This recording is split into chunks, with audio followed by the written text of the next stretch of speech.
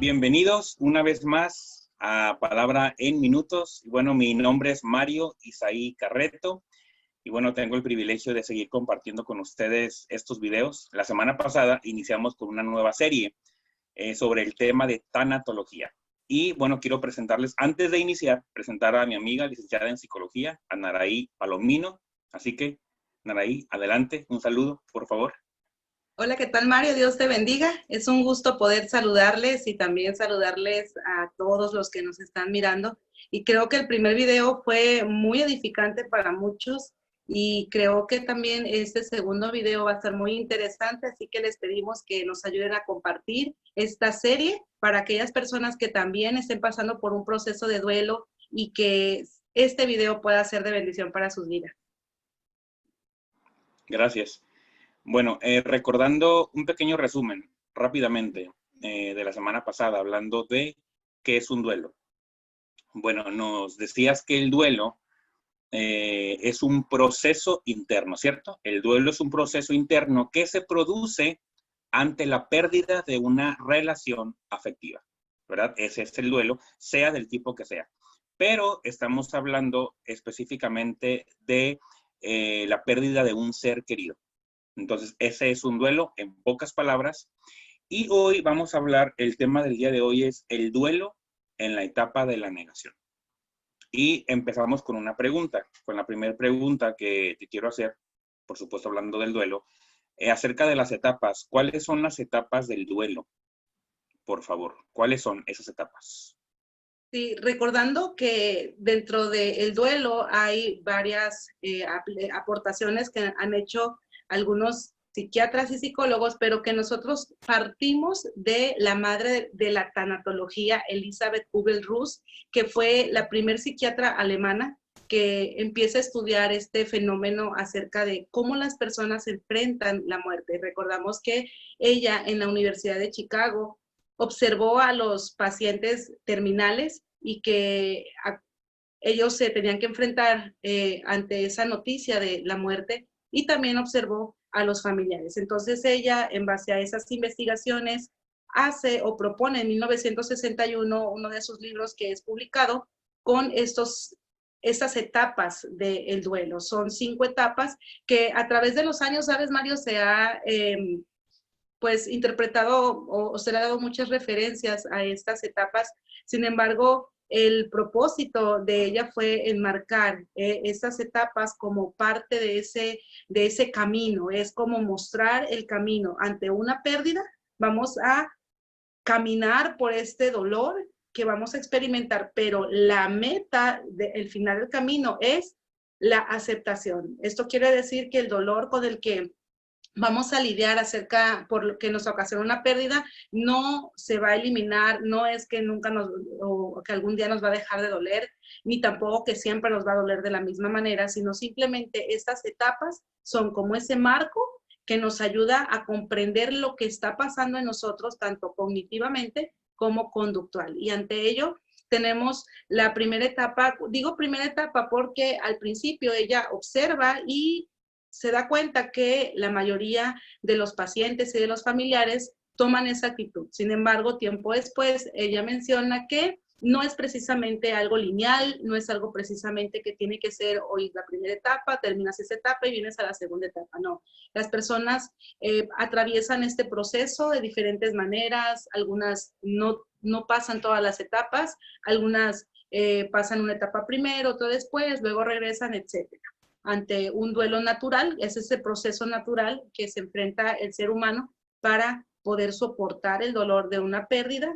Y también cuando esto ya es patológico, es cuando se estaciona uno en una de las etapas y entonces ya no nos ayuda a aceptar, sino nos quedamos allí antes de llegar a la meta, que es la aceptación. ¿Ok? Bueno, partiendo de esto, la primera etapa que ya analiza es la negación. Cuando la persona dice, no lo puedo creer, eso no puede estar pasando, y de eso vamos a hablar el día de hoy, que va a ser muy interesante. La segunda etapa, o la siguiente etapa, es la etapa de la ira. Una vez que la persona asimila lo que está viviendo o el dolor de la pérdida, empieza a mostrar cierta rabia, cierto coraje, cierta culpa. Después se presenta una etapa que ya le mencionó, depresión. Algunos psicólogos no están de acuerdo con esa palabra depresión. Algunos dicen que es una etapa de dolor o de tristeza, pero que al momento de tomarlo como una depresión sería ya diagnosticado y tratado de otra manera. Pero vamos a hablar de ello más adelante. La siguiente etapa en la que se presenta una persona cuando sufre una pérdida es la negociación. Cuando la persona empieza a tener esa negociación y después viene, perdón, primero es la negociación y luego viene la depresión, ¿sí? Que ella le llama depresión. Después de la depresión es que ya viene la última etapa donde se produce la aceptación y esa es la forma en la que vamos a caminar ese terreno enfrentando una pérdida. Va a haber dolor, pero en esos estadios o en esas etapas nos van a ayudar para comprendernos mejor. No sé si me expliqué allí. Sí, ok, entonces dijiste que son 5 etapas: la negación, la ira, la negociación, la depresión y la aceptación, y nunca van, a veces no irán en orden, ¿verdad? No van en orden, pueden cambiar.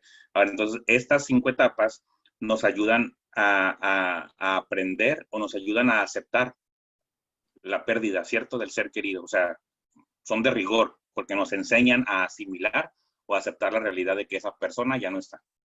Las 5 etapas. ¿Sí? Aceptar. Okay. Aceptar la pérdida. Sí, aceptar que la persona ya no está entre nosotros. ¿Cierto? Ok. Ahora, sobre la etapa de la negación, ¿qué nos puedes decir de eso? O hablarnos un poco de la etapa de la negación. Bueno, mira, Elizabeth Kubler-Ross, ella observa que cuando la persona recibe la noticia de una enfermedad y que es un paciente terminal, por lo regular las personas entran en esa etapa de negación. No lo puedo creer, no es cierto, no me está pasando a mí. Lo mismo sucede con los familiares. Y como este fue el origen de esta investigación al observar enfermos terminales, ellos llegan a esa etapa en la que no lo están aceptando. Algunos dicen, yo no quiero recibir este diagnóstico, me doy de alta y entonces busco otra alternativa. Y muchos creo que cuando nos enteramos acerca de esto, estamos cerca de la muerte, nos están diciendo les queda o le queda tanto tiempo de vida, bueno, tratamos de buscar alternativas, tratamos de buscar otros diagnósticos porque en este momento estamos en esa etapa de la negación, no lo queremos asimilar. ¿Sí? La negación no es mala y la negación es parte del proceso, mira, tan hermoso que Dios nos dejó de nuestro cerebro. Nuestro mismo cerebro pone ese mecanismo de defensa para podernos prevenir acerca del dolor. Es como un colchón, ¿sí? Viene la avalancha del dolor causado por la pérdida y esta negación nos ayuda a amortiguar un poco el golpe del dolor. Imagínate, si no, las personas, he escuchado personas decir, yo cuando me enteré de esta noticia, no sé por qué no me volví loca, no me volví loco. Son situaciones que muchas veces se enfrenta demasiado fuerte, pero que la negación ayuda cognitivamente a amortiguar el dolor. Y en esa etapa se vuelve uno incrédulo, se vuelve uno que quiere buscar otras alternativas. Estamos hablando de una situación de enfrentar el dolor de la posible muerte o de la muerte segura, que es antes de morir. Pero también podríamos hablar de cuando ya las personas perdieron a su ser querido y ahora hay una pérdida por la muerte o a causa de la muerte. Por lo regular, siempre es la primera etapa, aunque algunos no tienen esta etapa, pero por lo regular siempre es la primera etapa donde dice, no lo puedo creer, ya dijimos porque es el mecanismo del cerebro así, ¿no? No lo puedo creer, no doy crédito, eso no me puede estar pasando, esto es un sueño, he escuchado mujeres decir, esto es un sueño, esto no es real, lo soñé, porque están en ese proceso de la negación. Sin embargo, también se puede manifestar esta etapa de la negación durante el proceso más avanzado del duelo. Y es que la negación en este proceso o en esta etapa o en ese tiempo no es precisamente el que diga no es verdad. Al principio sí, al principio puede ser, no lo puedo creer, eso es mentira. Llegó una noticia de que ha sufrido un accidente automovilístico y que falleció en el lugar.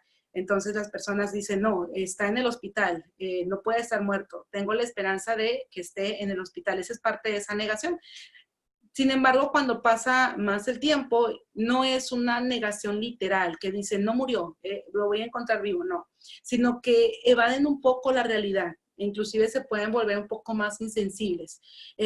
Vemos personas, por ejemplo, en los funerales, no sé si te ha tocado observar personas que perdieron a su ser querido y tú esperas encontrarlos, no sé, tristes, llorando, y están haciendo trámites, están organizando el funeral, están recibiendo a las personas, y tú dices, wow, qué fuerte, o qué fortalecidos están. En muchos casos es uno de los milagros que hace el acompañar nuestra fe en este proceso, pero en otros casos puede ser que la persona esté en esa etapa de la negación. ¿Por qué?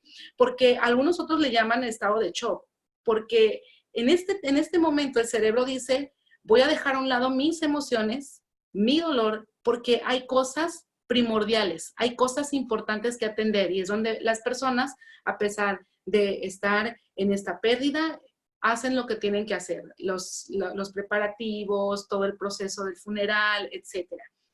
Pero cuando va más adelante y la persona sigue en esta etapa o regresa a esta etapa, es cuando, por ejemplo, no quiere llegar a casa porque le cuesta trabajo creer que ese ser querido con el que compartía la mesa todos los días ya no está. ¿Sí? No quiere entrar a la recámara porque sabe que siempre que entraba a la recámara estaba tal vez en su cama viendo televisión o estaba en su estudio estudiando, y dice, no quiero entrar ahí porque todavía, o sea, me niego, eso lo hace inconscientemente, me niego a que no lo voy a ver cuando yo entre, ¿no? Esas son parte de acciones, porque esta parte de la negación se da tanto cognitivamente como conductual. Entonces, cognitivamente son pensamientos de, yo creo que esto no puede estar pasando, es que todavía no lo puedo creer. Mucha gente dice, todavía no me cae el 20, ¿sí? No me cae el 20 porque esta persona murió.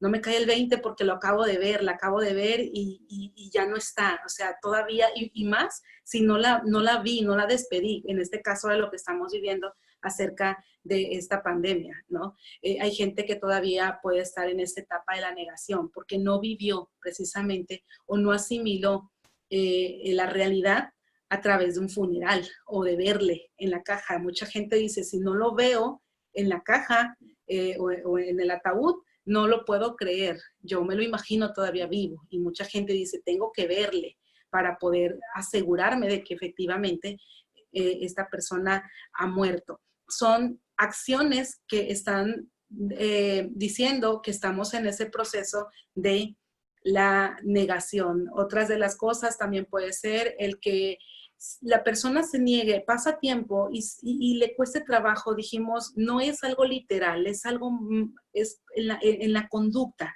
que está diciendo, me niego a aceptar la realidad. Por ejemplo, personas que dicen, no quiero que toquen su habitación, que se quede todo allí como está. No quiero que nadie la toque, no quiero que nadie levante inclusive el libro que quedó abierto cuando estaba leyendo, ¿no? Eso es parte de la negación, María.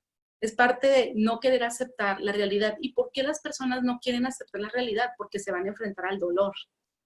Y al principio dijimos que es algo natural, es algo que va a amortiguar la avalancha del dolor, pero puede ser perjudicial cuando una persona se queda ya por varios meses, pasan 6 meses y la persona sigue en ese estado de negación, en ese estado de no querer aceptar la realidad. Entonces ya estamos hablando de un duelo patológico y tenemos que ayudarle profesionalmente porque no puede avanzar, no va a llegar a la aceptación si no atraviesa o supera esa etapa de la negación. Está tremendo, ¿no crees, Mario? ¿Cuánta gente puede estar así? Sí. Ahora, hablando sobre las etapas, ahorita que mencionas, ¿cuál es el tiempo máximo o lo que el psicólogo dice que una persona puede permanecer en cada etapa? Cuando dicen, si pasas de 1 año, ya ocupas una terapia. ¿Hay un tiempo? Sí. Por lo regular dicen que arriba de los 6 meses ya es algo que tenemos que prestar atención, 8 meses, ya cuando estamos hablando de 1 año, 2 años, es algo patológico. Cabe señalar que cada persona es distinta y esto las personas lo atraviesan en su propio modo y su propio ritmo, ¿sí? Ujú. No podemos meter a las personas en un formato de decir, así tienen que pasar o ese es el tiempo para que ustedes pasen el duelo, no. Tiene que ver con el temperamento de la persona, la personalidad, ¿sí? El carácter. Ok. Tiene que ver con la resiliencia que la persona posee. Tiene que ver también con lo externo, las personas que le acompañan, quienes están con ella o con él. Tiene que ver también su confianza en Dios. Entonces, son muchos factores que van a acompañar a que la persona pase las etapas. Y aún así, personas que tienen las mismas oportunidades, están viviendo en el mismo ambiente, pasan etapas diferentes. Entonces, esto es algo muy particular de la persona y puede llevarse algunos 3 meses, algunos 6, 8 meses. Pero cuando pasa ese tiempo, entonces sí, estaríamos hablando que el duelo ya es algo patológico. Y estamos hablando de otras situaciones que van a traer como consecuencia este duelo. Ok. Hablando sobre la etapa de la negación. A lo mejor hay personas que nos están viendo y se sienten identificadas con esta etapa, que es la primera, ¿no? La negación. ¿Qué hacer si ellos o ellas se sienten identificadas con esa etapa de la negación? ¿Qué pueden hacer al respecto? Bueno, es muy importante esa pregunta. ¿Qué podemos hacer? Me cuesta trabajo. Recordemos que estamos en ese proceso de negación porque tenemos temor de enfrentar la realidad, ¿sí? Lo contrario de la negación es la realidad. Nos cuesta trabajo o no queremos, nos rehusamos cognitivamente y emocionalmente de aceptar la realidad porque estamos huyendo al dolor. Por lo tanto, no vamos a pasar esa etapa si no comprendemos que el dolor es parte, ¿sí? De el amor, del apego, del aprecio, de la valoración que tenemos con la persona que se fue y sentir dolor o enfrentarnos al dolor no es malo. Enfrentarnos al dolor no nos va a arruinar, no nos va a derrumbar. Recordemos que el dolor es un proceso que no elegimos, es un proceso natural que representa el amor. Ante más amor y más apego, más dolor, ¿sí? Y es lo primero que tenemos que comprender, que nos va a doler porque amamos. Es una forma de decir a la persona, te amo, ¿sí? Me duele, te valoro y por eso me duele tu partida. Pero el sufrimiento, ese sí es, ese sí lo podemos evitar y ese sí lo podemos elegir. Por lo tanto, cuando la persona comprende que el dolor es algo natural y que si se queda en esa etapa de la negación para no enfrentar el dolor, entonces va a venir un padecimiento de sufrimiento. Y esto sí le va a afectar más adelante. Por lo tanto, es asimilar la realidad, saber que vas a enfrentarte al dolor, pero tienes que asimilar. La palabra clave para esta etapa es asimilar la realidad. Esto es algo real y entre más rápido lo puedas asimilar, más vas a salir o más vas a avanzar para llegar a la aceptación. Esto es algo natural, no debes temer, es doloroso, lo sé, pero finalmente es el proceso natural que nuestro mismo cerebro, que nuestras mismas emociones nos van a llevar a pasar por todos estos estadios para poder aceptar la realidad y finalmente poder eh, aprender algo de todo este dolor, que eso es lo más interesante. La semana pasada te preguntaba algo acerca, bueno, te preguntaba acerca de la fe, ¿recuerdas? Entonces, Uh una -huh. vez más, pregunto, hablando de la fe, ¿en qué me ayuda la fe o en qué nos ayuda la fe durante este proceso de duelo? ¿En qué nos ayuda la fe? ¿Cómo interviene la fe? Bueno, eso se deriva de lo que acabamos de hablar, ¿sí? De que la persona cuando no puede enfrentarse a la realidad es porque tiene temor, ¿sí? A sufrir, tiene temor a enfrentar el dolor que causa la ausencia de esta persona que se fue. ¿Cómo nos ayuda Dios en todo esto? ¿Cómo me ayuda a mí la fe que tengo en Dios? Bueno, en primer lugar nos ayuda a saber que no caminamos solos, que Él está con nosotros y que mira, en Proverbios 3:6 dice, toma en cuenta a Dios en todas tus acciones y Él te ayudará en todo. Si nosotros caminamos este proceso tomando en cuenta a Dios, reconociendo que somos débiles, reconociendo que le necesitamos y que queremos agradarle aún en medio del dolor y aún en medio de este proceso, entonces su palabra dice, hay una promesa que Él nos ayudará en todo. Entonces, esto es lo más hermoso que puede ayudar nuestra fe a pasar este proceso. Dios nos ayuda en todo. Y quiero compartir con ustedes un testimonio particular. Mario, esto casi no lo hago, pero creo que esto es bueno decirlo, porque tal vez muchas personas han perdido familiares y están en esta etapa de la negación y se han quedado mucho tiempo en este proceso de la negación. Yo quiero decirles que a la edad de 7 años perdí a mi padre. Mi padre falleció, una niña de 7 años que todavía no asimila la realidad de lo que es verdaderamente una muerte. A los 8 años el niño ya va asimilando lo que es realmente una pérdida, pero a los 7 años todavía él piensa que la muerte es como un viaje largo en el cual algún día va a venir o va a regresar la persona.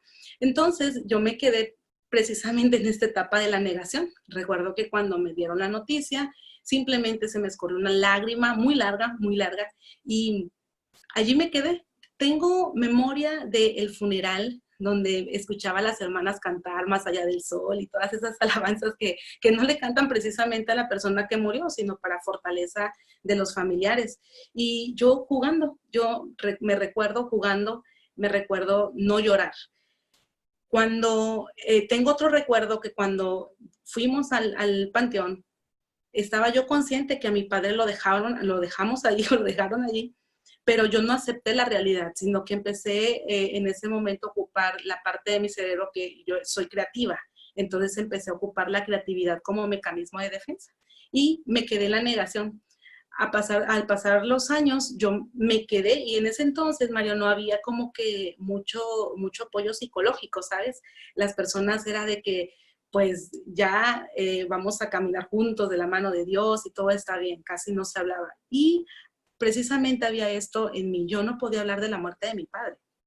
Yo no podía hablar con otras personas, simplemente decía, mi papá falleció, ya está bien, no me duele, yo lo comprendo, ya estoy grande y empecé a crecer haciéndome la idea de que efectivamente mi papá no iba a regresar, porque yo lo esperaba, ¿sabes? Yo tardé mucho tiempo esperando y esa es otra etapa también que se vive dentro del duelo y yo lo esperaba. Finalmente fui creciendo y me di cuenta de que, bueno, mi papá no va a regresar y allí me quedé en esa etapa de la negación. Casi a los 20 años de edad, yo empiezo a estudiar la carrera en otro estado y fíjate cómo es Dios y por eso yo aquí quiero recalcar lo que puede hacer Dios, aun cuando nosotros no sabemos lo que estamos pasando. A lo mejor, mira, yo en ese tiempo yo ni siquiera me imaginaba que yo estaba en un proceso de negación y que no me llegaba la aceptación de que mi padre había fallecido hacía muchos años, ¿no? Recuerdo que nos invitaron a un campamento, una amiga organizó un campamento en otro estado y me hace la invitación para que me encargue de todas las actividades al aire libre, de los rally y todo eso. Y yo fui en calidad de apoyo a ese campamento. Y una de las noches el conferencista precisamente habló acerca de la paternidad y de la necesidad de tener a un padre. Y yo, con todos esos mecanismos, dije, qué bonito tema, le va a ayudar a muchos jóvenes. Fíjate hasta dónde estaba el nivel de mi negación. Yo nunca lloré la muerte de mi papá, yo nunca asimilé decir, sí me ha hecho falta, sí me ha dolido su muerte, nunca. Siempre estaba así de que pasó y todo está bien, ¿no? Aprendí a vivir así. Y en ese momento de la ministración, el Espíritu Santo me habló y me dijo, deja que yo sea quien te ministre, porque suele suceder de que cuando vamos a orar nosotros queremos llevar como que la dirección de nuestra oración y nosotros queremos ser quienes hablamos y finalmente Dios no nos dice nada. Esto no se vuelve una comunicación con Dios, simplemente nosotros nos desbordamos o nos desahogamos, ¿cierto? Y eso era lo mismo que yo iba a hacer en esta ocasión. Cuando el Espíritu Santo clarito escuché su voz y me dijo, esta vez no vas a orar tú, esta vez voy a orar yo, voy a interceder por ti. Y es real lo que les estoy diciendo y por eso digo, a veces no comparto esto porque hay gente que no lo puede creer. pero en ese momento yo sentí la presencia de Dios de una manera tan extraordinaria y de verdad yo sentí que desde muy dentro de mi corazón era como jalar un hilo muy profundo y empecé a llorar y empecé a expresar el dolor, fíjate. Y empecé en medio de toda esa administración, empecé a decir, Dios, me ha dolido la muerte de mi padre, y empecé a llorar la muerte de mi padre como un funeral, me has hecho falta. Y todo lo que yo tenía desde chica guardado en mi corazón, en ese momento yo estaba llorando la muerte de mi papá. Fíjate, después de tantos años. ¿Y quién lo hizo? Sí. Fue el Espíritu Santo. Fue Él, en ese momento, Él sabía mi necesidad, que aun cuando yo no lo percibía, Él es tan fiel, Él es tan bueno, que Él me ministró de esa manera, porque Él quiso y por su gracia, no porque yo lo haya merecido. Después de esto, el Señor me dio una palabra y fue cuando Dios me hizo por segunda vez el llamado. O sea, ya había yo tenido el llamado de Dios acerca de servirle, pero en ese momento Dios me indicó en qué área yo iba a servir y Él me dijo, tú eres llamada para restaurar a muchos corazones, pero era necesario que yo trabajara en el tuyo. Entonces yo comprendí que Dios nos permite pasar por ciertas situaciones, pero que nada de nuestro dolor, nada de lo que, de nuestras lágrimas, nada de lo que nosotros hayamos pasado mal, se va a quedar en vano. Dios toma todo eso, y no es precisamente que Dios quiera hacernos sufrir para aprender, no, sino que Dios toma todo eso y en sus manos, Él lo hace tan extraordinario. Él de lo malo toma para hacer algo bueno, y eso es lo extraordinario que es Dios. Desde ese entonces yo sentí que mi vida cambió, yo sentí que algo cambió en mi interior, y desde allí te puedo decir que yo he visto la mano de Dios, he visto la gloria de Dios, y como te decía, casi no comparto esto, pero yo sentí de compartirlo en esta hora, porque muchas personas pueden estar así, pero si tú confías en Dios, si tú le pides, Señor, tal vez no lloré lo suficiente, tal vez no asimilé, tal vez no sé en qué etapa estoy, pero no he aceptado la realidad, yo sé que tú puedes ayudarme. Y sabes, esa es la ayuda del Espíritu Santo. El Espíritu Santo nos ayuda aún en medio de nuestra debilidad. Él nos ministra y claro que Él puede hacerlo. Yo no estoy en contra de la psicología, yo atiendo a personas con herramientas psicológicas, pero por esa experiencia también te puedo decir sobre el conocimiento, sobre la ciencia, sobre cualquier conocimiento cognitivo o de la psique que nosotros podamos tener. El Espíritu Santo nos conoce de tal forma que ante su poder, que ante la obra que Él quiere hacer en nosotros, no podemos decir que no se puede. Si no es una cosa, Dios usa también la ciencia para podernos ayudar. Esto Sí. es lo que hace Dios, pero necesitamos caminar en su voluntad y saber que Dios es bueno. Dios es bueno y Él tiene cosas buenas para nosotros, y aún en medio del dolor Él puede hacer milagros en nuestro interior. Y así te puedo contar muchas cosas que han sucedido, que he experimentado la gloria de Dios, que he escuchado de personas que han experimentado el poder de Dios. Así que si tú estás allí atravesando por esa etapa de la negación, te rehusas a aceptar la realidad, no tengas miedo, no tengas temor. Aquel que prometió estar con nosotros va a caminar contigo, y sea cual sea el grado del dolor, Dios va a estar contigo y te va a ayudar si ponemos nuestra confianza en Él. Así es. Y eso es lo asombroso de Dios y lo maravilloso, ¿no? Fíjate, lo que tú nos contabas, tu testimonio, después de tantos años, ¿no? O sea, de varios años de la pérdida de tu papá. Y en un momento, o sea, Dios trajo sanidad completa, ¿no? Y yo creo que ahí hasta fue aceptación tuya, ¿no? O sea, de la realidad. Sí, Y cómo, sí. o sea, Dios se dejó sentir a ti de una manera paternal y fuiste sanada. Uh-huh. O sea, y eso es lo asombroso de Dios. O sea, y dice la palabra que dice, Él está cercano a los de corazón quebrantado. Entonces, todos aquellos que ahorita están pasando por ese duelo en este tiempo en el cual estamos viviendo tan difícil para muchos, y más si nuestra familia, ¿no? Que hemos perdido un familiar a causa de esto, de cualquier forma, pero ahorita más está viviendo esto. O sea, todos los días como vemos personas y escuchamos. Entonces, eso es la promesa de Dios. En el libro de los Salmos dice que Dios, que el Señor está cercano a todos aquellos que tienen un corazón quebrantado, un corazón triste. Y dice, y Él los salva o Él los libra de un espíritu que está abatido. Entonces, son palabras de parte de Dios para nosotros y es una promesa de parte de Dios. Y dice que Él se apiada de todos aquellos que viven en la angustia. Y ahorita muchos viven en la angustia a causa de lo que estamos pasando.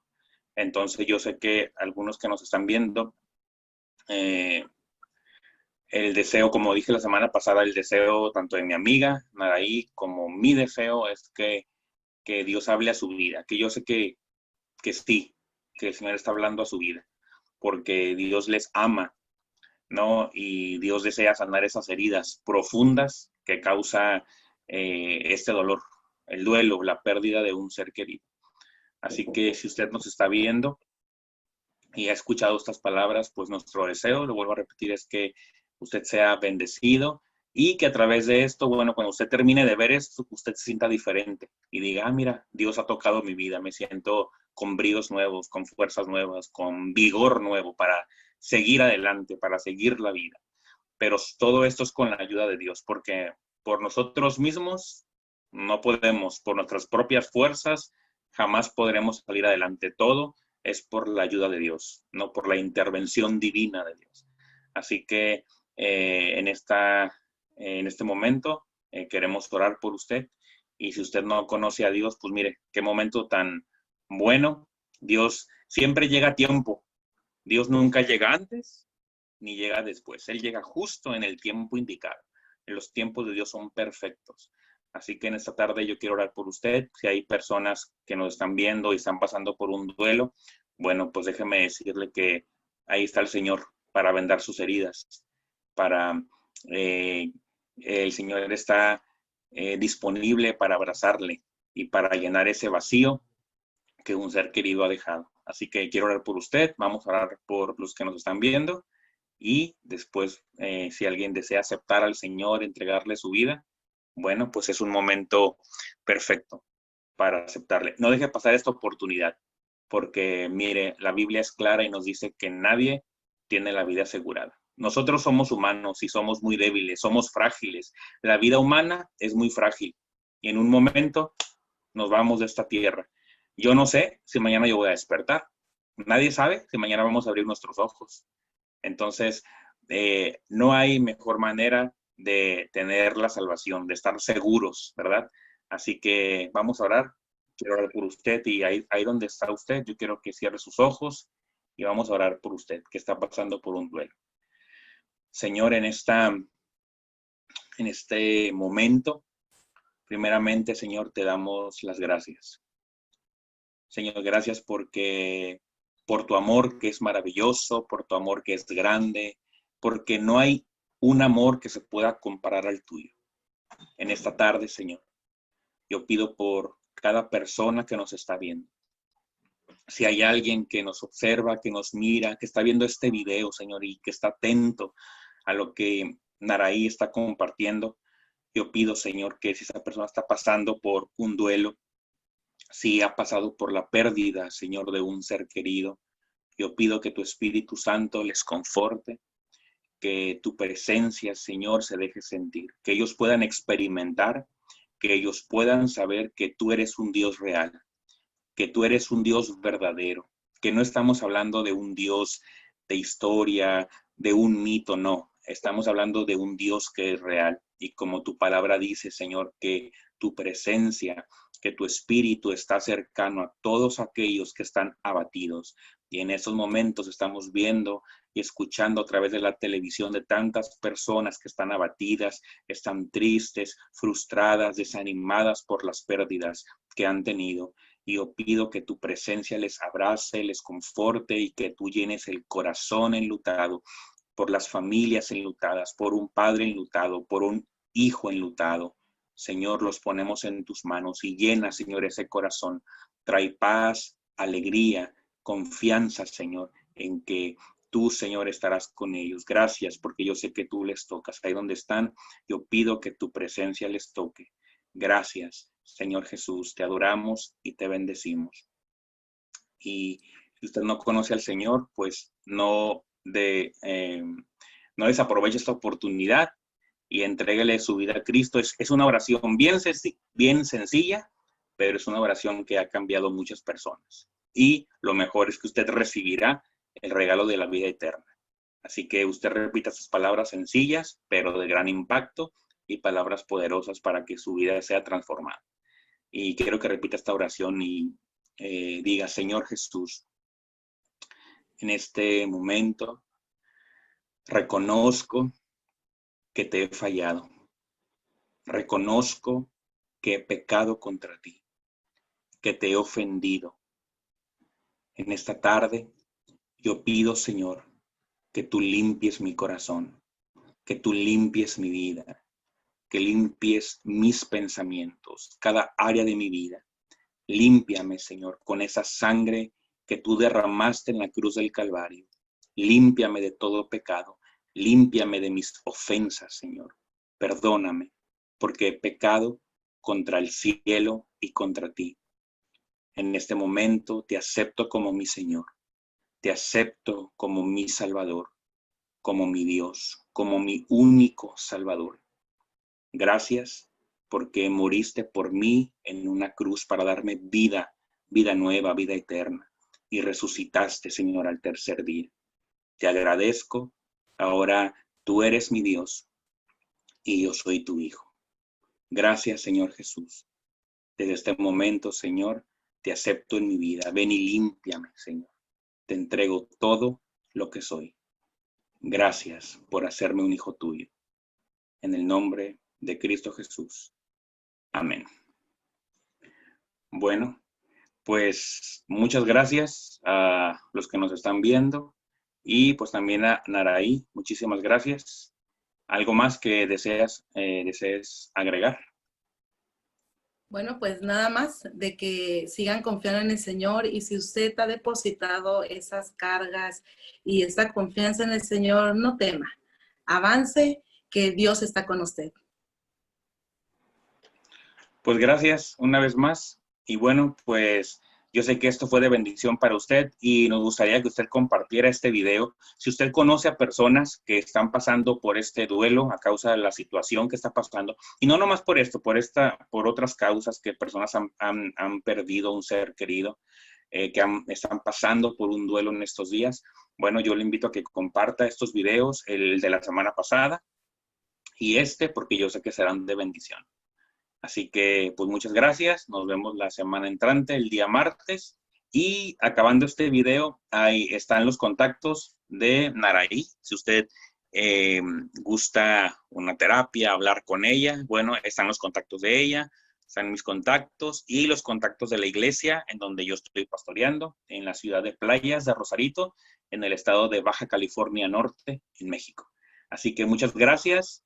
Y es un gusto para mí, como dije al principio, y también para mi amiga, ¿verdad? Compartir con usted. Muchas gracias. Nos vemos la semana entrante. Hasta luego. Dios les bendiga.